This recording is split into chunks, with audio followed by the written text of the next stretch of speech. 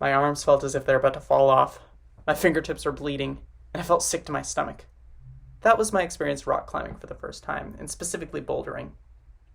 It took me about a week to recover, but nowadays I can climb every day of the week, and I'm just fine. But how did I get past that first step, and what is bouldering? Bouldering is a sport in which you climb small rock walls without a rope. The kind that I'm going to talk about today, for the most part, will be indoor gym bouldering. I've been climbing for about 6 years at various gyms, and I've had experience in both competitive climbing along with outdoor climbing. I now work at a rock climbing gym in Los Angeles. Throughout my experience coaching new rock climbers, I've recognized 5 steps needed in order to start climbing, which include finding a gym and getting gear, getting over the social aspect, learning basic skills and techniques, having a plan, and understanding the difficulty. The first thing you need to do is find a gym and get the gear needed. Find some gyms near you. A gym too far can discourage you from going. Find out what kind of membership you can afford and think of the different benefits. Get the gear needed: chalk bag, tape, and shoes. Generally, you want to start out with flat shoes because that's easier on your feet. Get proper clothes needed: baggy, breathable, and flexible. The next thing you need to do is just get over the social aspect. Rock climbing is a fairly social sport.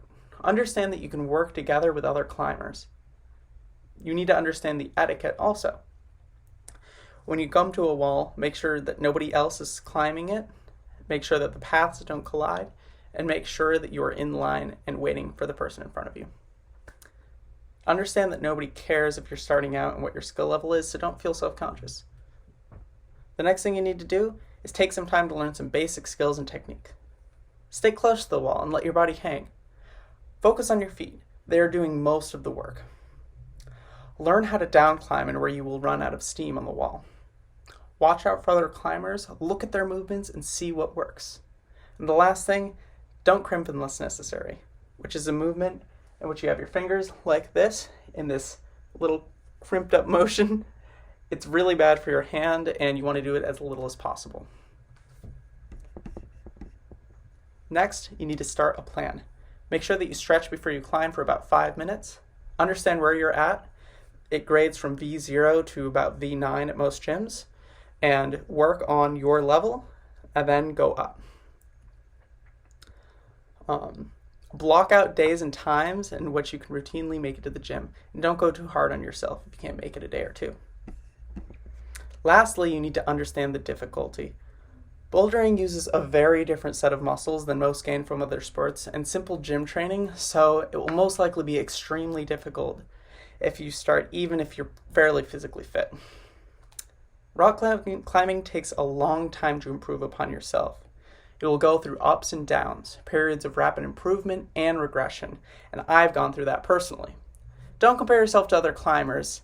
Everyone improves differently. So you really just don't want to give up. Getting started with bouldering is no easy feat, but it is incredibly worth it. The benefit of pushing yourself and reaching these tiny but verifiable improvements is immensely satisfying and great for your physical and mental health.